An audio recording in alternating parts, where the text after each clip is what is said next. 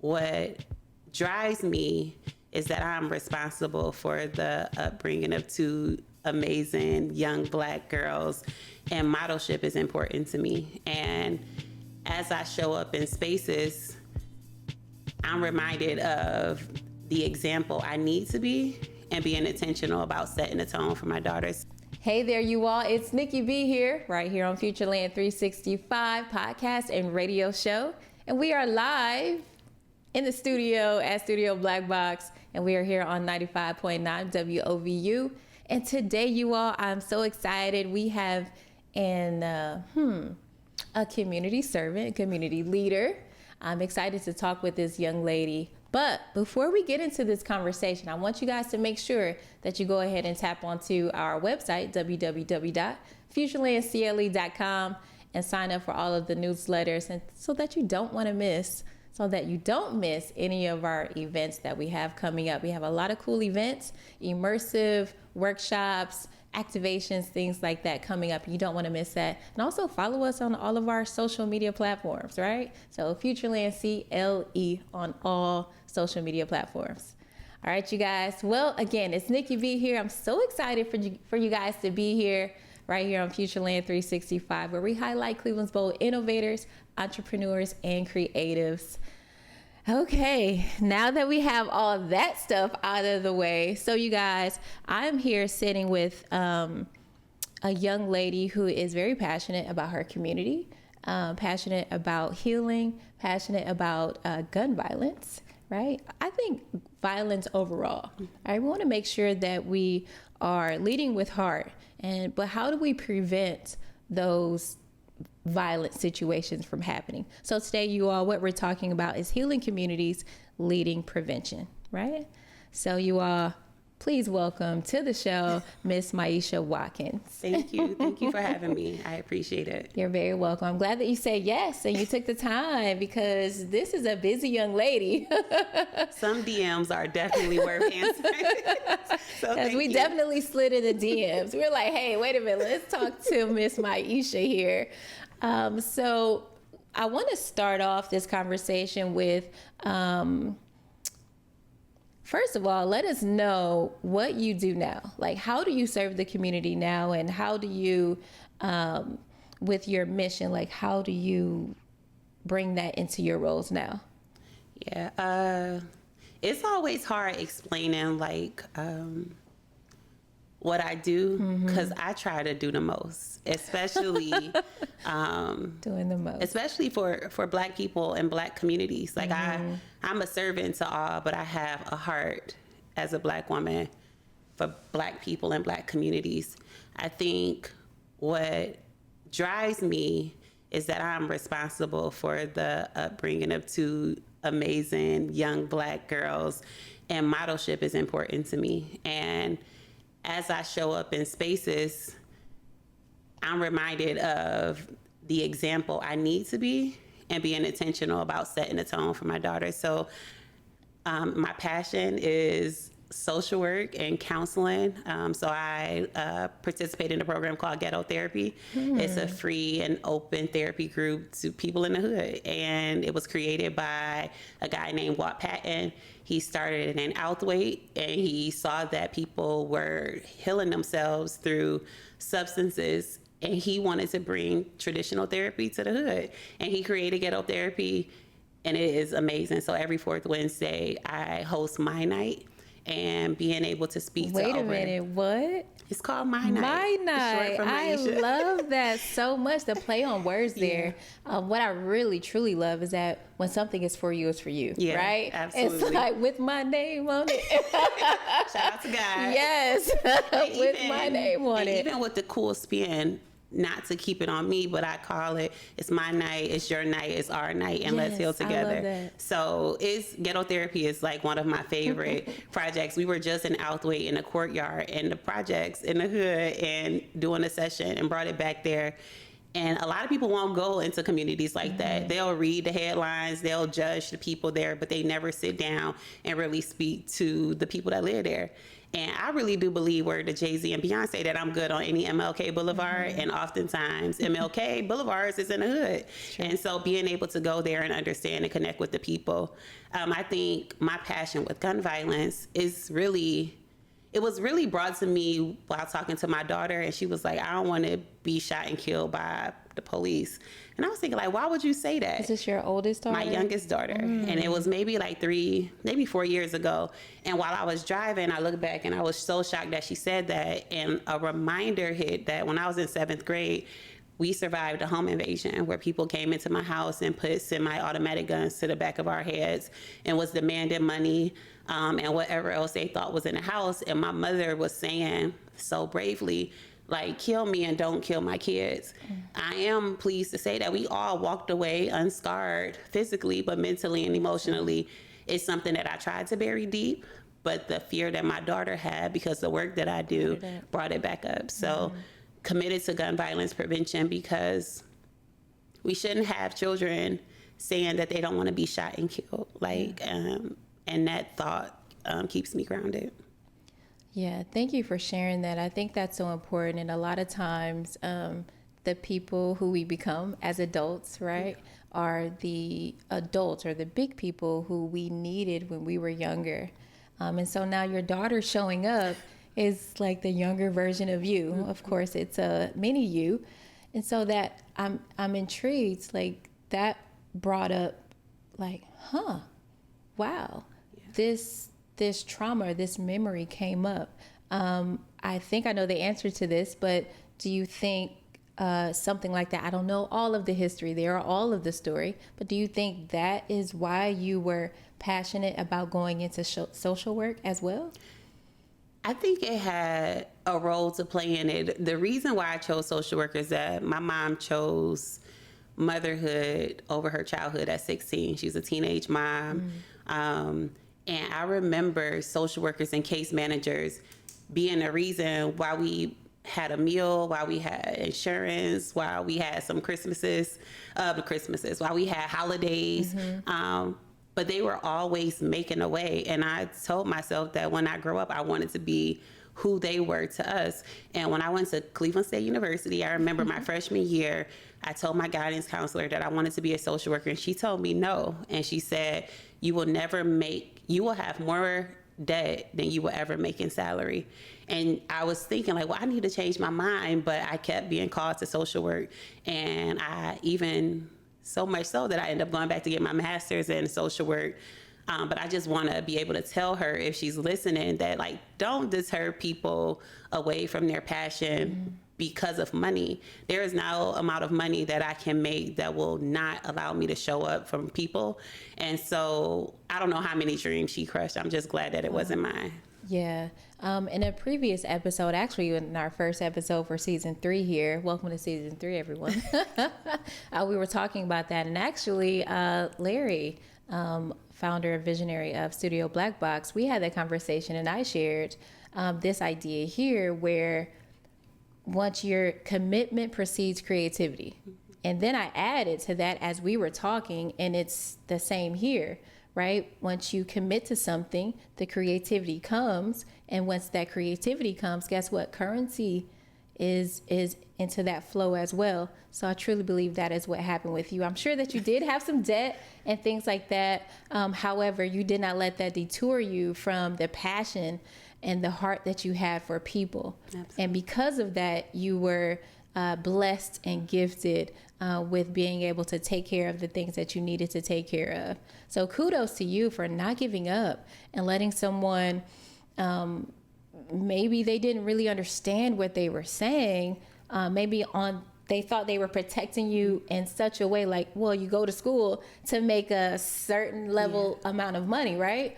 That might have been your first idea, but then once you realized it, you said, oh no, this is what I'm doing. So I do think that it is so important, and thank you for sharing that and highlighting that no matter what your dream is, if you're being called to something, okay, well, let's see how we can make it work. Absolutely. Right? Let's find a creative way to make this look well for you, or how can it work for you, but you still serve other people? Well, thank you for sharing that. That really just gives me a little bit more insight and why you do the most.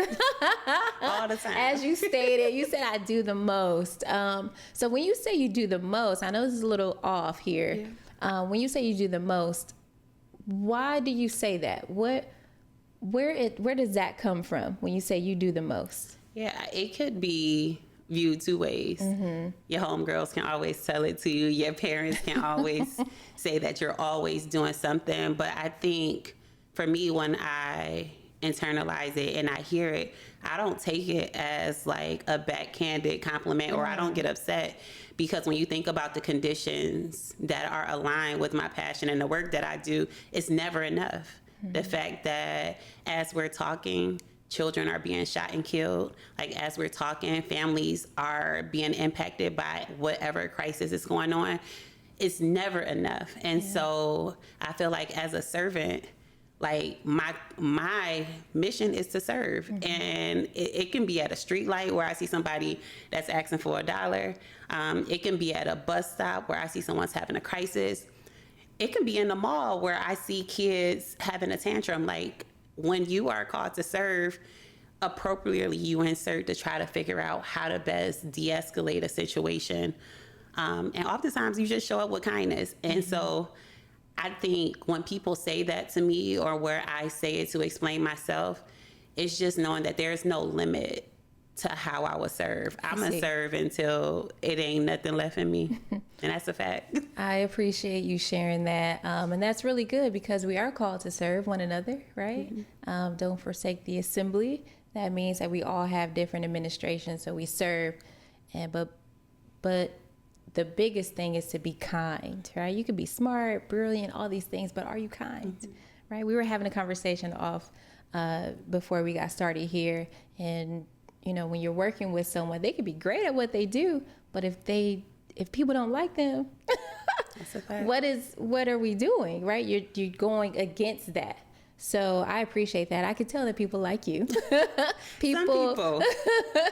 The right people, yes. The ones that you are serving, because I know that there's other entities and there's boards and things like that people probably don't like. Mm-hmm. You're like, here come that Myesha again, right? And because you're about to shake it up. Yeah, and I think that I'm a happily I accept the title as being a disruptor. Mm-hmm. I know everybody want to sit at the table. Ultimately, like in reality, sitting at the table doesn't really mean nothing if you're not shaking it. And if I'm at the table, I'm always amplifying the voices of people who I love, people that are in my family, and people who I serve. Like, I'm not too far removed from the challenges and circumstances that the everyday person goes through. I just so happen to have a degree and a job. However, the same challenges and risks that families and people are overcoming, I'm faced with that.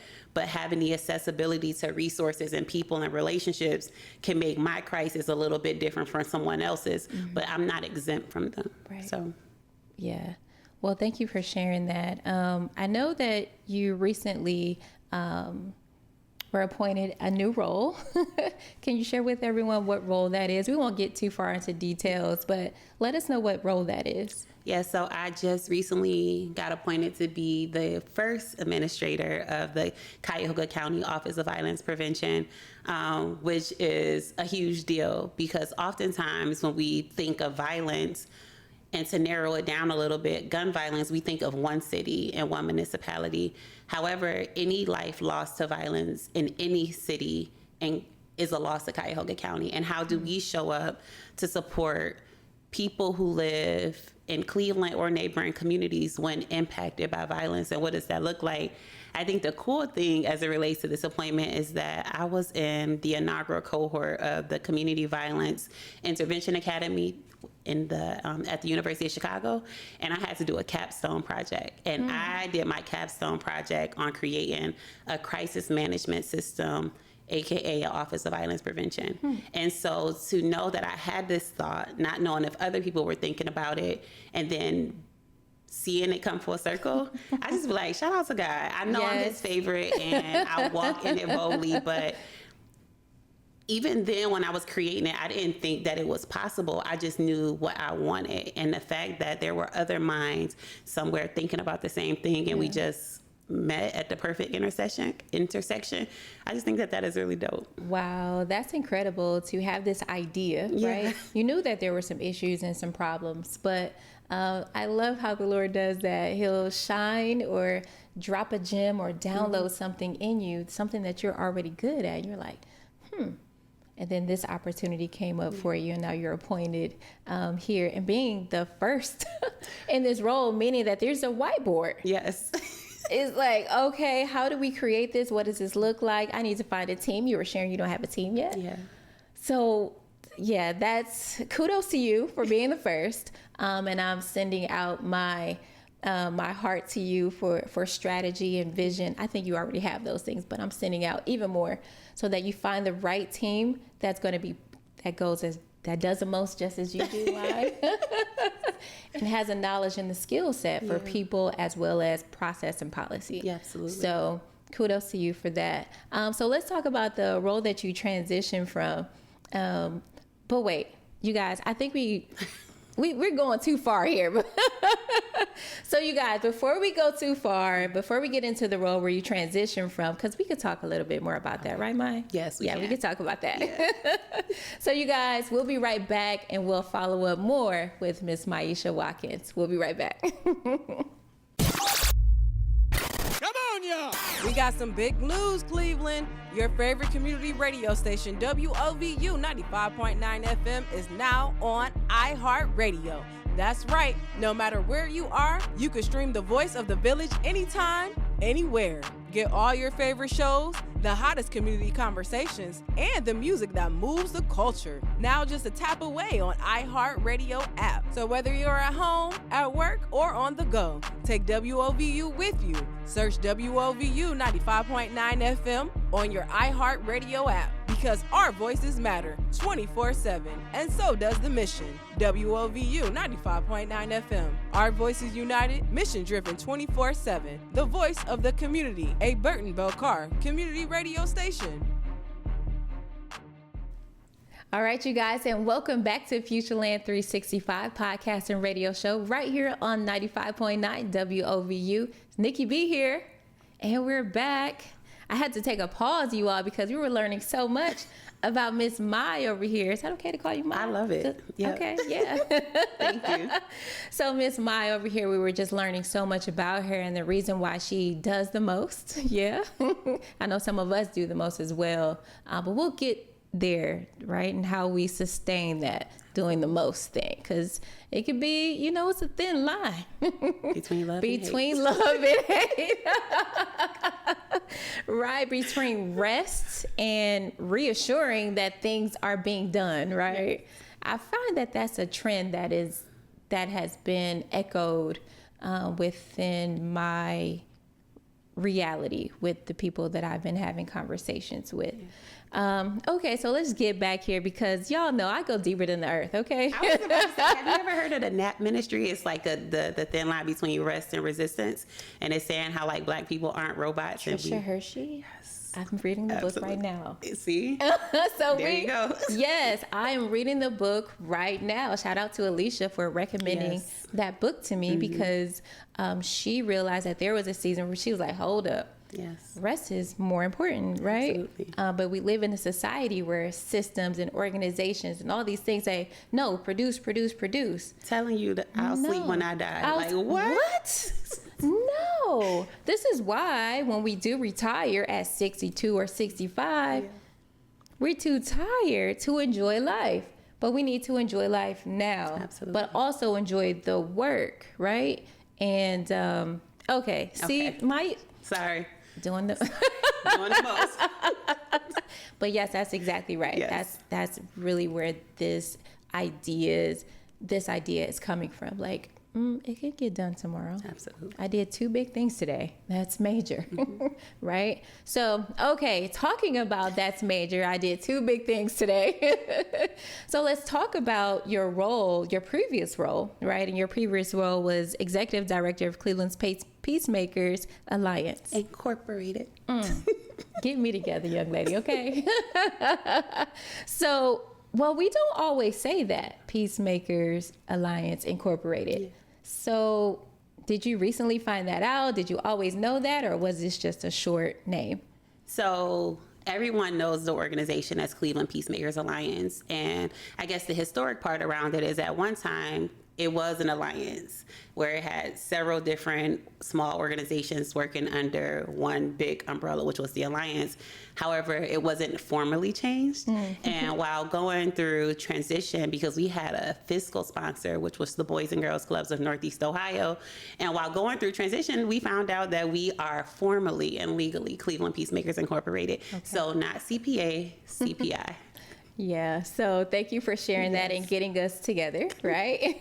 I think it's so important to always do your own research, right? Or you're like, or to question everything. I learned that too. It's okay to have questions, to ask 5 questions in the conversation, because that's how you gather your information. Absolutely. Yeah? So I love that. So tell us about this role here. So primarily, leading this local violence prevention through restorative practices and community outreach. So I know there's really no such thing as balance, but how did you implement that, and what type of leader were you? I'll go there. What type of leader were you in that role? Yeah, it's interesting, like the backstory. I started at Cleveland Peacemakers October 2019 as a case manager supervisor. And January 2020, we had a change in leadership and I became the transition manager. And I then became the interim director. And in August of 2020, I believed so much in myself that I applied and interviewed and became a first-time executive director. So going from a colleague to a first-time executive director, it was interesting because I've never done that before. I've always knew how to be an employee because I always had a boss. And to go into this space as an executive, it was both scary and exciting. But what it taught me is that everybody wants the big title, but they don't want to do the work. And I believe that I can do anything after working at Cleveland Peacemakers. Like, if somebody was to ask me to build a house, I believe I can build it. Will it stand? I'm not sure, but I know I can build it. And so, the experience that I gathered there can prepare me to do anything. Wow. And I am grateful for that. Yeah. I've cried a lot of my lashes off, but I also celebrated a lot. Like, the type of leader that I am is that I'm one of modelship. I've never asked my staff to do anything that I wasn't willing to do. Today I have on a dress and heels, but for so long I wore sneakers and jogging pants, because when you are in community, you have to be ready to serve. Yeah. And shout out to my previous team. I led many people, and the cool thing about working in community violence intervention is that it is a restorative place that believes in redemption. At one point in time, 70% of my staff were system impacted, having served 20 plus years in prison. And so giving men and women opportunities that are not rooted in further punishment, but in hope and optimism and love. And our conversations were like barbershop conversations where we were just real and authentic, but also creating opportunities for professional development for them to believe in themselves past the worst decision that they've ever made. Just being able to be a part of that restorative process, to say, that's what you did. Now you're here. Walk with your head up. Yes, people will assume that they know you because of your backstory, but who you are now. And so matters. Just a very uplifting. I never cared about my degrees or my success when we were at the table. It's like, none of that matters. How are we going to save lives? And so a very servant leader, even in that position. Yeah. A few things I'm going to say here, because you said so much and I'm bubbling, y'all. I'm bubbling. So the first thing I want to say is titles, names, things like that, they fade away, but your character sustains, right? Your character really tells us who you are, not your title. Executive director, okay. How can you lead people? How can they leave you and be better, right? I think that is important. The second thing is, and this is going to cause for you to respond, the last two things, Tell us more about the development of your team. Mm-hmm. So how did you all implement that, and what does that look like?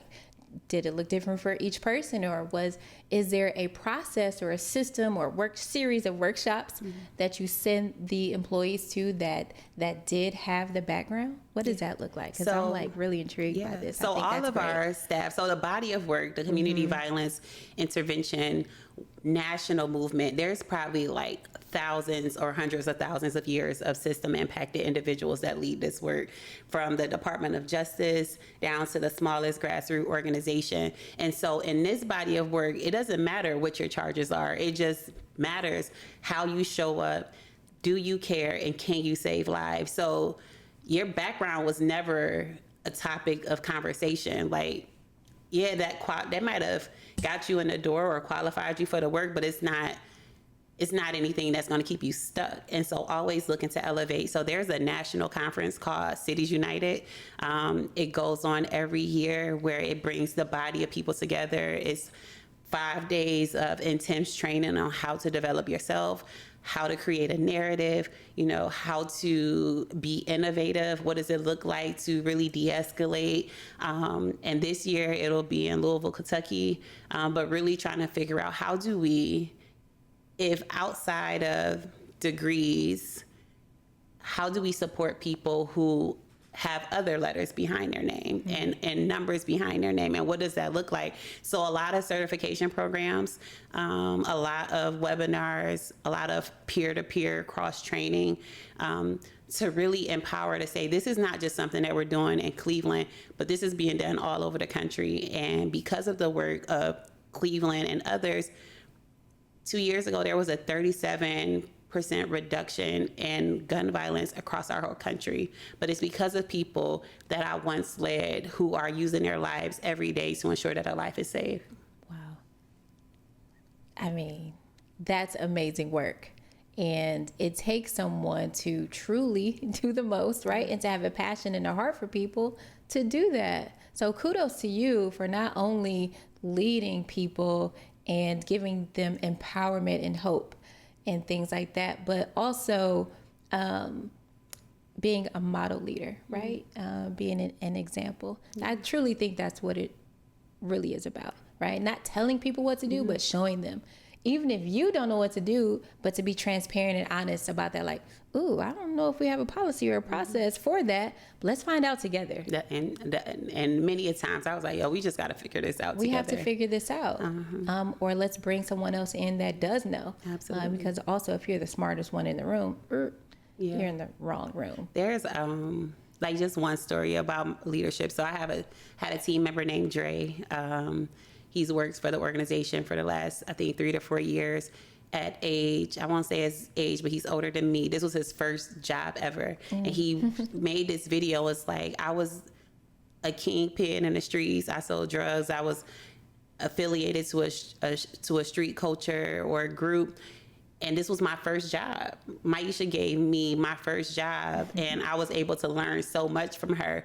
And to hear him say that, if I've never heard anything else, to give a man who I respect, who once had to live his life a certain way, to be able to transform, to be able to look at some of the skills that he thought was applicable to his life and apply them, like literally bawling, crying, because you never know. I think you made the point of like, your character withstand whatever, mm-hmm. and to show up in someone's life who, after serving 20 plus years in prison, was able to come home and add to the economy where he once caused harm and now is doing it. And if I just had a small piece in that, like, I'm grateful.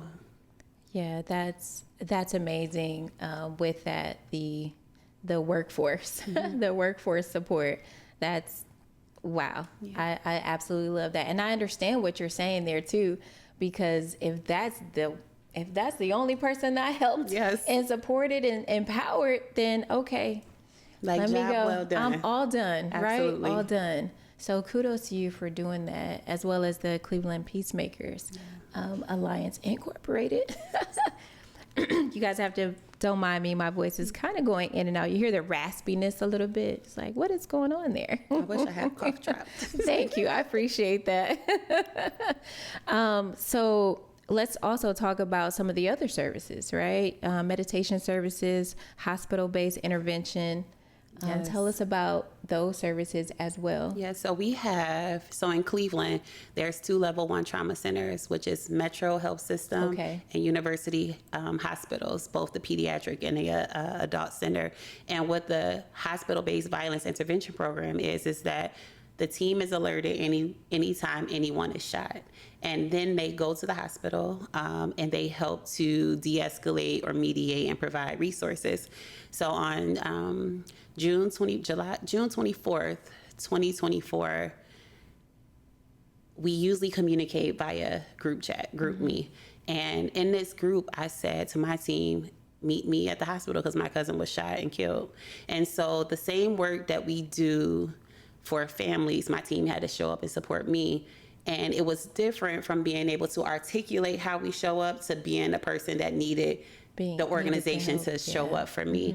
And the amount of love and compassion that my team offered my family and I during that time, I think it made me a better leader, because we can always talk about services, right, to ensure that the work continues. But when your personal work and your professional work collide in such a way, and then you see the people who serve the community also serve you, it was just an amazing moment for me to say, this is a lot bigger than however I articulated it before, and being able to work with systems to change things that does not work, especially for a certain group of people. So the hospital responder is the liaison between the healthcare professionals and the community. At one point, there can be like 50 or 100 people outside waiting and demanding what is going on with my loved one. And the respect and credibility that the team has is saying, I know that you're upset. Your feelings are valid. Let me figure out what's going on. I'll let you know. Do you need water? Do you need an Uber ride home? Do you need some food? Do you need prayer? Do you need a hug?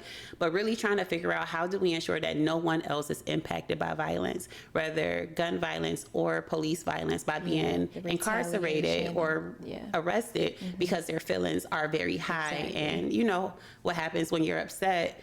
Oftentimes what the young people say, they black out or they crash out. And so like, how do we prevent that? Because it's not just gun violence that is causing harm to our communities, but also mass incarceration. And like, how do we ensure that they are both alive and free?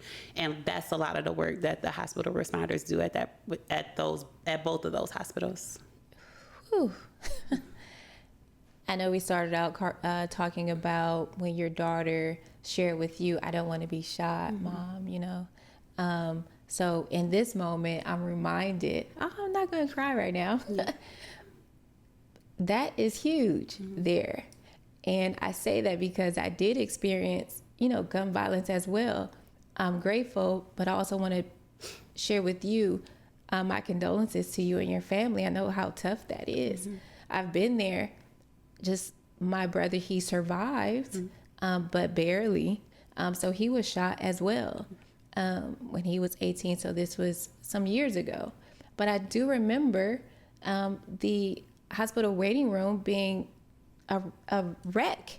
It was total chaos, and almost was not able to get through, and people being angry with me or asking me questions. And I'm grateful that the Lord made me the person that I am, to where I'm able to be calm in chaotic situations, because I was able to at least calm people down and things like that. But oh my goodness, if this service or this program alliance was available then, I wonder if it was. We just didn't know, right? Well, I'm sure it wasn't ran by you by this time. But oh my goodness. There would have been, and there was a lot of things that happened with other people outside of it, like you're talking about. Emotions are high. People don't know what to do. They're like, what's going on? Try to defend the family and all these things. And man. I do want to say thank you for sharing that too. The work that we do, we have to center survivors and those who have lost, because only through experience are you really able to show up But too often, especially in Black communities, it's just another pillar of pain that we just have to grow through. And that's unfair. To see my cousin go to the graveyard almost every day and sit there and cry and celebrate her son in a way was something that I didn't think about. But like, how do we also show up for those who have survived gun violence? Because if not careful, their pain can push them into being the next perpetrator. Yeah. But we focus so much on the person who caused harm that we forget about the family who survived it. And like, how do we show up for not just your family, but also my family who continues to mourn the loss of my cousin. His name was Mandrell Hall Jr. So. Yeah, I'm gonna give a moment of silence there. I appreciate it. So, yeah.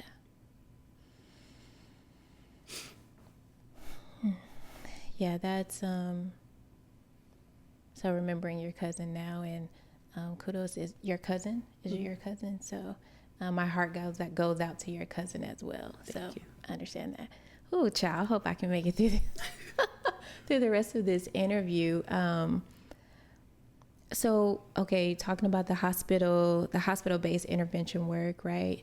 So now we're saying we don't want to leave the ones who survived, right? So let's talk about, it sounds like that's where the meditation services come into play. Am I accurate in saying that? Yes, so like meditation, mediating conflicts, that's done throughout our entire program, where we're really trying our best to de-escalate something or prolong life through different interventions. And those happen to be a few of them. One of our other core programs is our court-involved program, Court Advocacy and Support.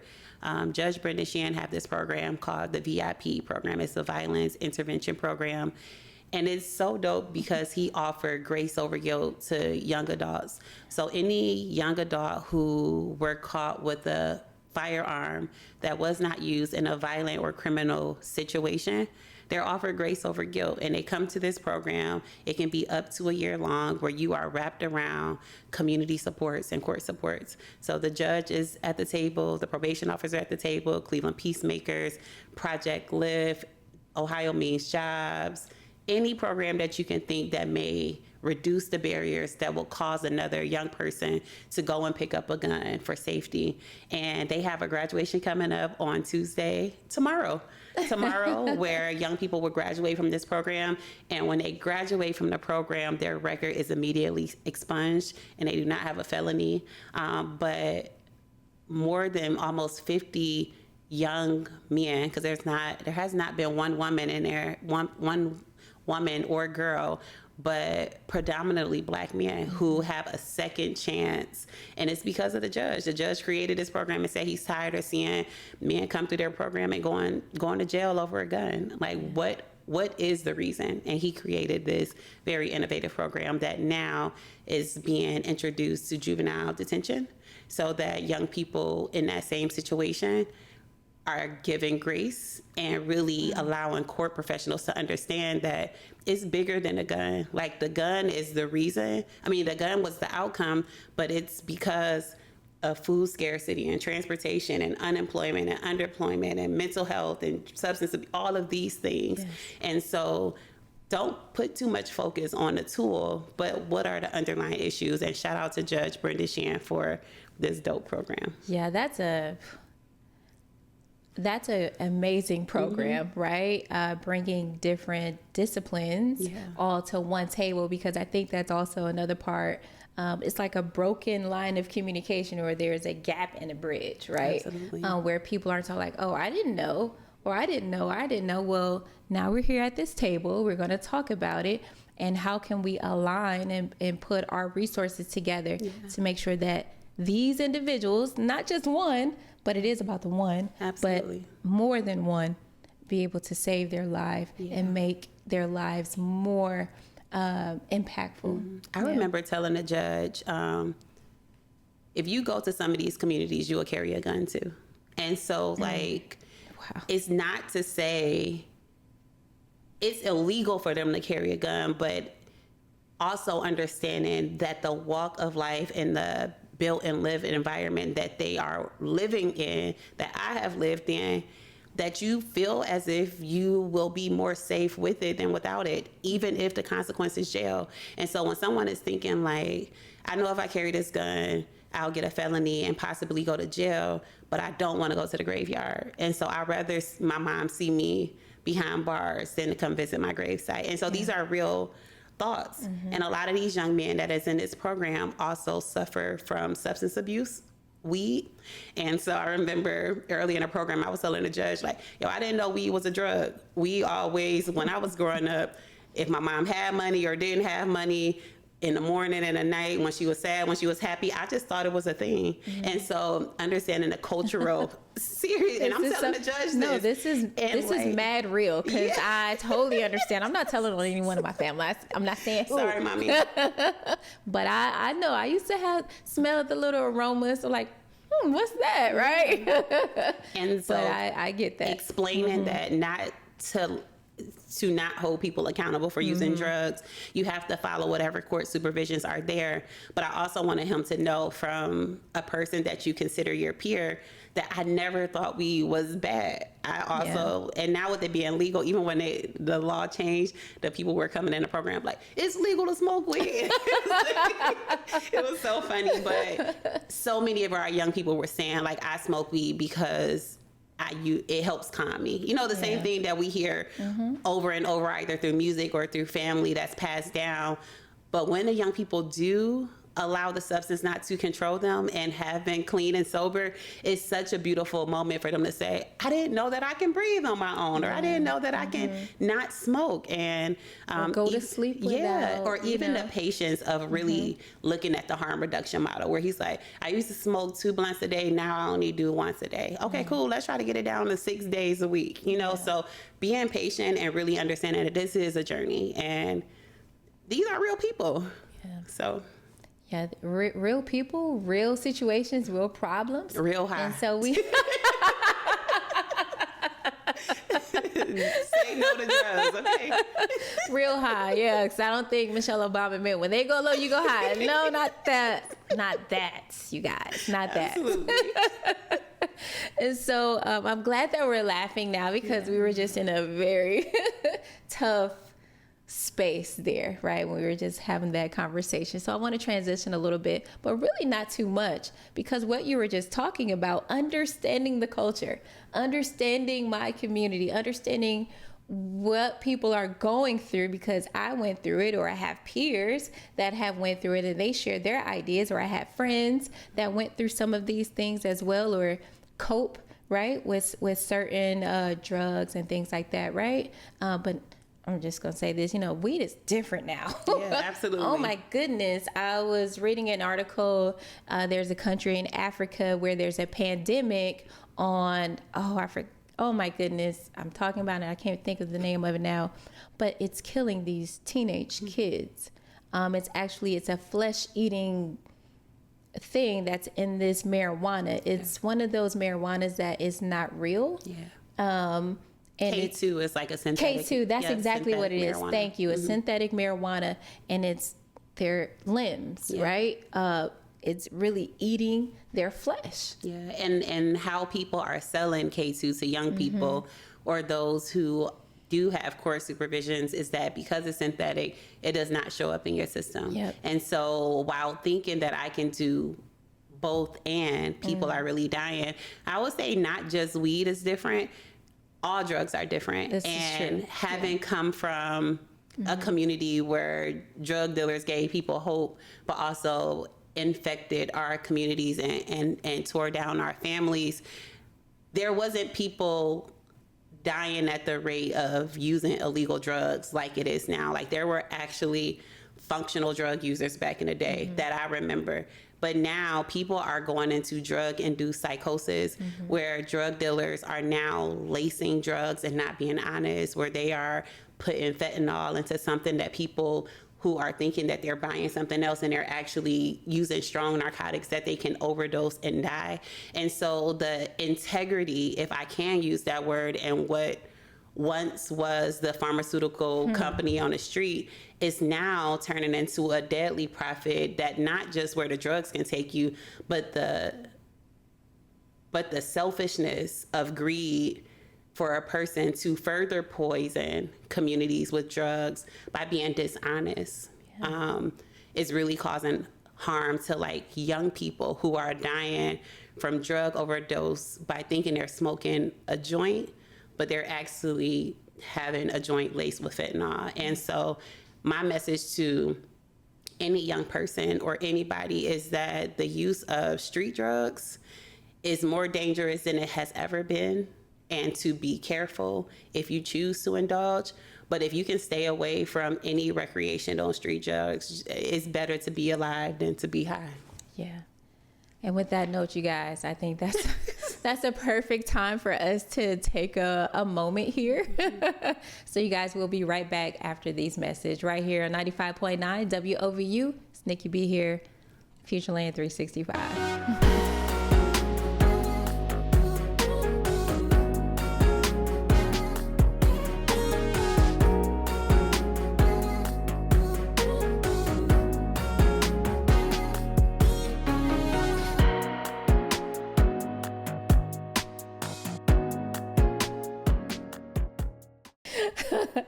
Hey there, you all. It's Nikki B, and welcome back to Futureland365 podcast and radio show right here on WOVU 95.9. And we're back. Hey, Mai. Hey, you are so perfect at this. I'm like, yeah, she's good. Well, thank you. I appreciate that. That gives me, when people say those things or share that, it encourages me. Yeah. Because I think sometimes when we are walking and doing what we're supposed to do in our assignment, right, it doesn't always feel that way. But when people remind, and I call those God winks, when he says, okay, my girl, that's what I sent you. This is what I sent you here for. It's what I sent you to do. And I believe that God winks at you often through your team and through people who you encourage to help and to empower to go into this world, to be even more of a light, right? Because you can only shine so much and it can only go so far. But when we create disciples, you guys, right? It makes the work that much more greater. Absolutely. And I said it, that much more greater. So let's jump into, or let's get into, or let me share with you guys how I'm going to tie this in here. So before we left, we were talking about individuals and professionals who are at the table who don't always understand our culture, our community, and how we were raised and things like that. We were talking about marijuana, yes. How sometimes in some households, especially in some of ours, where that's the norm, right? And that's how we cope, and that's how we deal with things, or we are, that's our mask, right? That we like, I'm gonna put this on so I can sleep tonight, right? Or let me smoke this or do this so I can eat something, because sometimes we're so stressed and have so much trauma that we're not even eating.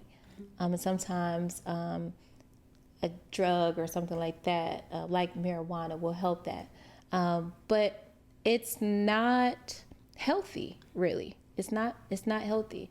So when you shed all those things and you realize, like, oh, I can breathe on my own, like you were just saying. I can eat on my own. I can think on my own. I can write. I'm a writer. I'm a poet.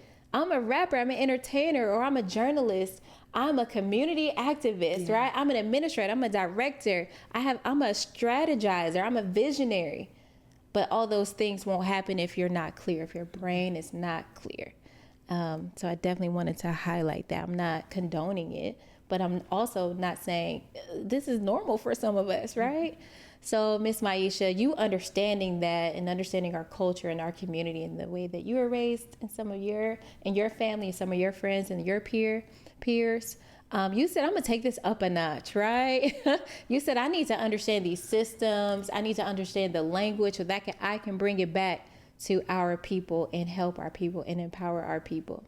So let's talk a little bit about, and I want to remind you guys, because we talked about this in the beginning, but we didn't go too far into it. So your background primarily is in social work. Mm-hmm. So let us know about those degrees. Yeah, so social work, I think, is the easiest way to center humanity, because you can look at individuals and families and communities and be able to fill gaps and to also help people help themselves. Sometimes people look at the helping professional in that way as an enabling system. And the goal is, how do we help you transition from being dependent on people and systems to be able to support yourself? The issue is that systems cause harm, because say if I'm living in a low income house and you want me to go and work at McDonald's, but as soon as I make $1 over the limit, now I have to pay $600 for rent, and McDonald's don't pay me $600. Or I lose $500 in food stamps, and McDonald's does not give me enough money to cover that gap. So more often than not, people are saying, I'm not about to work because I cannot afford to lose the benefits. And so sometimes it's a tug between what's perceived and what's reality. And I think what the systems need to understand is that if you put these harsh lines in place to say, I want you to work, but you can make $199, but you can't make $200. And if you make $200, then you need to pay $1,000 of rent that's being subsidized. And it's just like,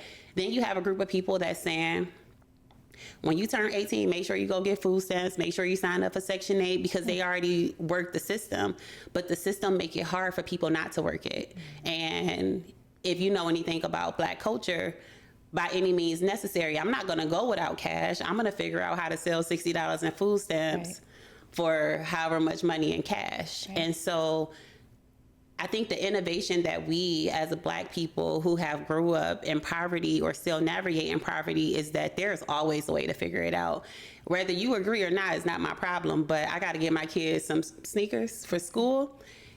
And if I have to forego $200 in food stamps, I'm going to do that, but I'm going to make a big pot of spaghetti so that we can still eat. And so like just understanding the mindset, and then being able to go to tables and different systems to say, I understand why they did that. I'm not saying it's right, but until you live that, which I'm grateful you don't have that experience, but let me tell you, let me show you outside of these stories that you're reading or these headlines that you're reading, that there are people with real situations that are navigating situations scenarios like this. And like, until we pay people a livable wage where they don't have to worry about doing this to do that, we're going to always have a way to finesse the system. And that's just the reality. Yeah. As you guys can hear her passion here, right?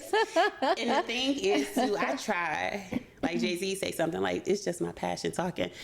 When you navigate systems, nobody cares about your passion.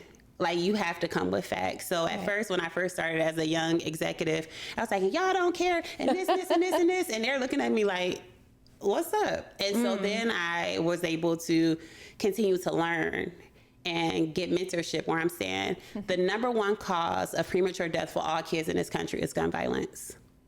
What are you gonna do about it? So now I'm not saying all my people is dying and you should care. And I'm saying the reality is that all kids, your kids, and it could potentially be mine if we do not invest. So coming to the table more with passion, supported by facts, is different than getting into a war about who cares and who don't, because people don't care a lot of time. But when you hit them with something that pulls on their heartstrings or talk about the return on investment, then people start to sit up in a different way. And so I learned how to call people in and call them out if appropriate, but call them in and give them an opportunity to hear how they can be a part of the strategy, and add some sprinkles of passion on it. I love that so much. That reminds me of a wise man once shared with me, hey, Dad, raise your words, not your voice. Yep. So that was evident to me there, being able to articulate, finding the language, right, that how many people can relate to this? Who will this affect? Oh, okay, the metrics, like you said, return on investment. Yeah. So that's what I need to talk about. Yeah. Those are the words that I need to say. And I need to say it with passion, right? I also learned this, and this is something that I take with me. There's a lion in my lungs. So I don't, hey, I'm just going to raise my words, use the language, find the language, say it. Right. So kudos to you, girl. I know I keep saying that. Right. So let's take it up a notch. Right. Now you also understood. So you said, I'm going to take this up a notch. You had national training. Yes. So we had this national training at Harvard Business School. Yes. So tell us about that. First of all, the only Harvard that I ever knew was right on the east side of Cleveland, and I knew not to go over there. Okay, if you was we all know, right? So that was funny. That's cute. I've never even had dreams or thoughts about Harvard. Like I'm the first generation for a lot of things, especially education in my family. So I've never sat around with dreams of going to Harvard. My biggest thing was like I didn't want to be a teenage mom, and I just wanted to graduate from high school. Yeah. So all of this other stuff. Although I am proud, my greatest accomplishment is not being a teenage mom and graduating from high school, because that's all my family needed and asked of me. And to be able to do that, it means a lot. And so going to Harvard, it was like mid-COVID. I had just got the job as the executive director.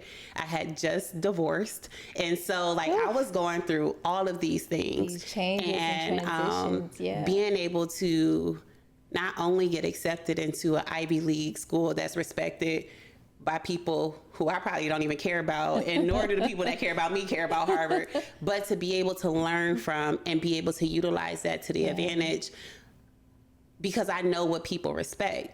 And some of the circles that I'm in, they respect relationships and status. Yeah. And so if I can go into a room to say, and also I completed a program at Harvard, people who don't care about gun violence is going to be attracted to my certifications. And then that gets me more accessibility to be able to explain to them, in addition to that, this is what I care about. Right. And so it's always important for me to look for a way to amplify my relationships so that I can continue to impact the hood. Like everything, the end result is how can I help support the hood? Yeah. No matter, in every room I step in.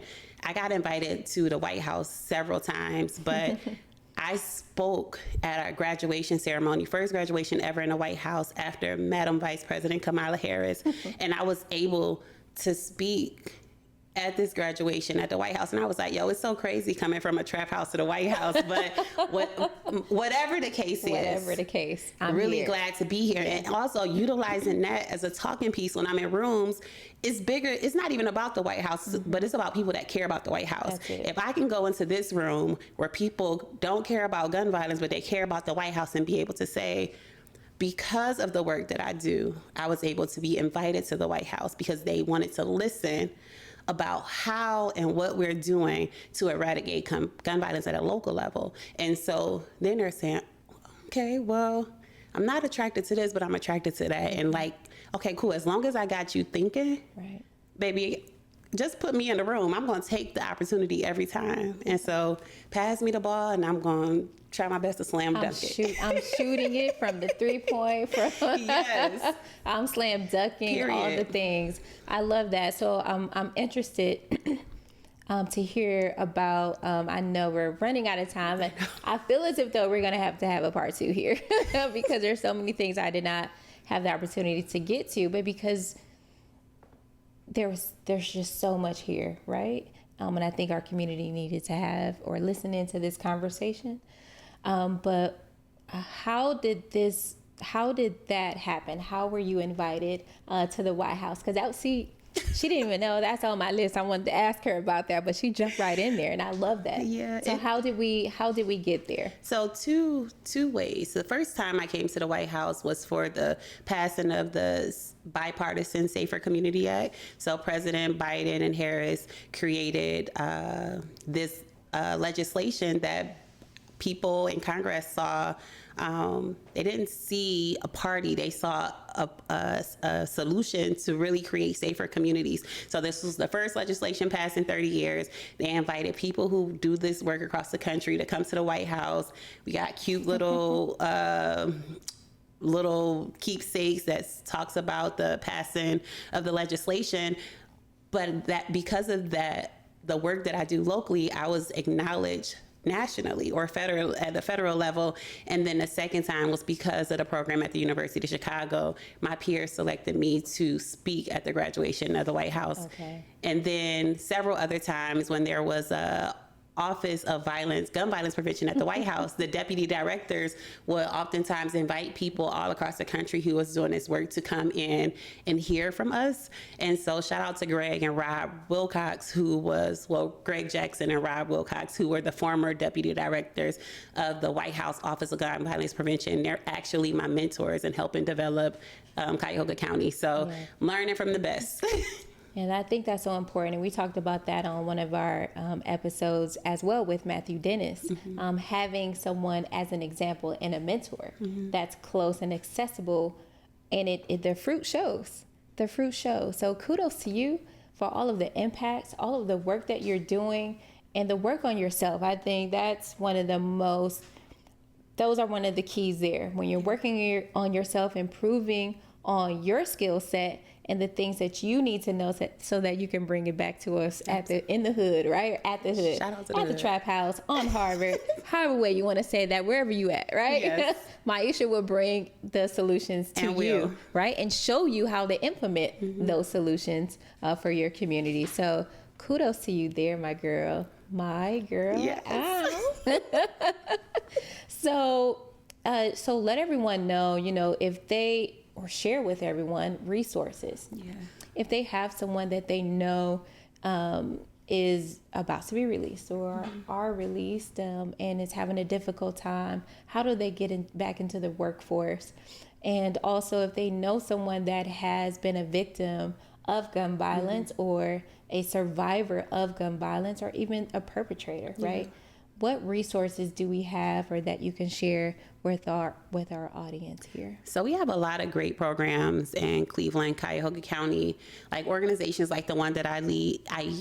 Look, I'm having a hard time letting it go. Organizations like Cleveland Peacemakers. In addition to that group, there's a group called New Era Cleveland that does great work. There's a program called Renounce Denounce at a city level. They have the Cleveland Thrive Initiative, which is a coalition for people who address the underlying issues of gun violence. And there may be like 50 plus organizations in that coalition. There's a program called like Rivers in the Desert, which is a mobile healing unit that will pull up to you to help you think through any moment of crisis, especially gun violence, where if we're going to the scene where shots are fired, this RV will pull up and it will have like an oil diffuser and a massage chair and then resources and a bed for you or a couch for you to lay down and you will drink water, but really trying to process, not in front of everybody, but in the privacy of this RV unit. There's also this amazing Black-led, Black-owned, for Black people behavioral health program called Project Lift that serves Black men and Black boys. But in addition to that, finding out what community employers or businesses, and we need to actually have more and incentivize them to help support the economy by giving second chances to those who have been system impacted and not just factory jobs. It's beyond that. Just because a crime was committed does not mean that people are less skilled. Right. And so we need to really handle individuals who have been system impacted with care, because it doesn't mean that they're not intellectual or intelligent, right, or that their dreams don't don't matter. So putting them in factories is not the only way to utilize their skill set. So giving them jobs that they can walk around with pride, like at Cleveland Peacemakers, like I'm walking with my chest out because I deserve to. And I just think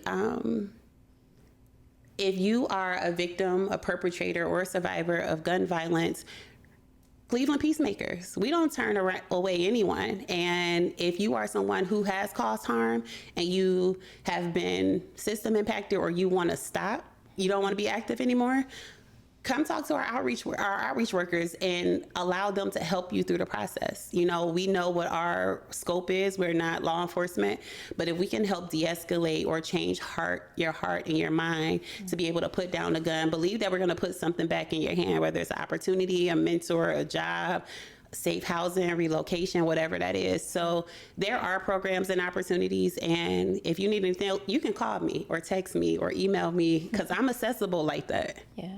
Yeah, I love that. Being accessible, being a great leader, having the knowledge behind it, the credibility behind it, and the relationships. Whew.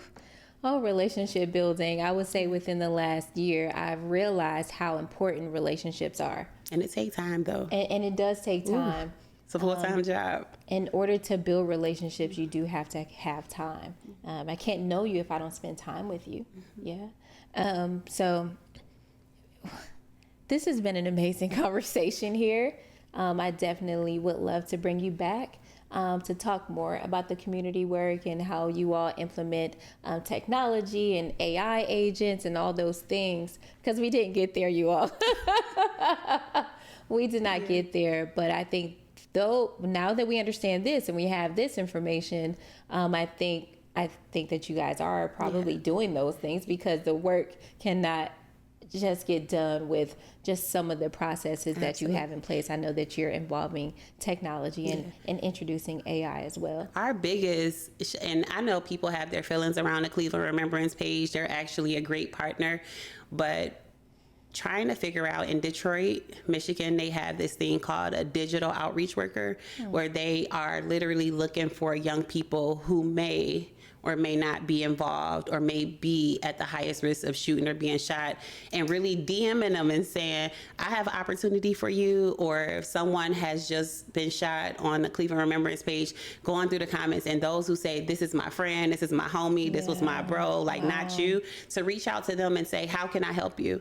And so really trying to figure out how to use social media as an opportunity to offer prevention and to look in those comments. And if this person's saying that was my brother, what resource can we give to a surviving sibling who are grieving the loss of their brother? Or this was my son. How do I reach out to that mom and say, can I send you a card or some flowers? But really showing up in ways that's not always loud. But it's the little things that can really prolong and save lives. So that is the way that we're utilizing technology. And again, shout out to the Cleveland Remembrance page. People feel either they love it or they hate it, but either way, it's a form of journalism, non-traditional journalism, that if they're not listening to a podcast, they're going to check the Cleveland Remembrance page. And how do we support that and partner to be able to get, to be able to support people who follows them? Right. Because we are living in a social media age, and truly people get their news from social media. So why not take this opportunity to be able to serve and to support and empower individuals who've been affected on whatever level or whatever side? I think that's a phenomenal idea. And I think too, just one point to AI is that oftentimes in this non-traditional work of community violence, a lot of our team members may not feel as comfortable with documentation or writing or the internet or Microsoft Office. And so I think what AI is helping them utilize things like ChatGPT to get their thoughts out in a way that can be documented, the work that they do. And so like encouraging them to say, if you don't know how to say it, utilize the support. This is why innovation and technology is important, because you're not the only person using it. Even people with degrees are saying, yo, chat, what's up? Did I say this right? And so really empowering those who don't feel as comfortable, who may not be degreed, giving them the confidence to say, here's your note, just run it past chat and see what they say. And if you like it better and that makes you feel as if the message is different, do what you have to do. Right. Yeah, that's so good. Thank you for sharing how you guys are implementing and using and utilizing AI and technology, and then having that innovation there too. Like, that is so cool to have young people, let's be honest, right? We don't want to forget about our youth, because very much resourceful. They are in those messages like, did you see what such and such said about such and such? Yes. But let's use that. That's detective work, right? Do you That's see journalism. how young people, and this is like, young people are the biggest community organizers that we have. If they put a flyer on the website, on Instagram, and say, we're going to have a car meetup, and although I don't condone car meetups, but if we can utilize your skill to do that, and you can convene 100 young people for that, how can I employ you for your credibility and your skills to do something positive? That's it. And that will not allow you to end up incarcerated or in a grave. Right. And so really looking at the strengths that they are mishandling and really empowering them to say, there's nothing wrong with being able to be a party promoter. However, I need your skills to be utilized in another light so that we can guarantee that you are alive and free, because you have the credibility. How do I pay you for your incentivize you for your influence? And I think we just got to pay young people. Yeah, pay them for their time. Because they're like, work how long and for how much, and we're competing for their time. That's it. And I don't know how much time we have, but the Cavs, shout out to the Cavs, they supported our program where we were able to support young people and incentivize them for their time. And it was 20 young people who were at the highest risk of shooting or being shot, and we created a contract and said, if you do these things, then you will be incentivized. And it was such a great program, and just really grateful for corporate partners to understand that it's not just about the court, it's about the community too. So shout out to the Cavs. That's not just shooting buckets, but they're also stopping the bullets from coming out the gun. I love that so much. Yeah, that's what it's all about. Community support, being creative with how do we involve our young people. Yeah. So shout out to the Cavs. Shout out to Miss Myesha Watkins for pouring into our community just the same way as she pours into her own daughters. Absolutely. Yeah. So you guys, this has been an awesome, amazing conversation with Miss Myesha Watkins in her new role. Yes. And she's learning how to not only be the employer, but to be the leader, right? Yes. And that takes a different skill set in different ways. So some of my key takeaways, and I won't give too many because you got to listen to this, right? Listen to this conversation, so I won't give it all away. So one of my key takeaways is what was the judge name? Judge Brendan Chan. I love this judge here. Shout out to you as well, because I'm going to implement this into my life, and I hope that you all do the same thing. And it's not just with violence or crime or anything like that, but grace over guilt, right? Create grace within yourself, and you'll be able to share it with other people. Don't have guilt within yourself, and you won't have to have guilt or, blame other people for things as well. And I believe that is empathy with what Miss Myesha was talking about as well. She has this special empathy about herself to where she's able to continue doing the work that she's doing. And one of my favorite things that I just learned about today is digital outreach worker. Shout out to you all. And I can't wait to meet you, digital outreach workers, when you all are appointed to your roles here in Cleveland on the remembrance page, like going through all those, reaching out to those individuals that need support and need our love and help, right? So you guys, wow, again, this has been an amazing, awesome conversation. We had a little tear jerkers going on, but that's okay because this was a real conversation here. And again, I think we're gonna have to go to a part 2. Again, you all, thanks for tuning in. This is Nikki B here and Miss Myesha Watkins. Thank y'all. It's Futureland365 podcast and radio show right here on WOVU 95.9. We'll see you guys next time.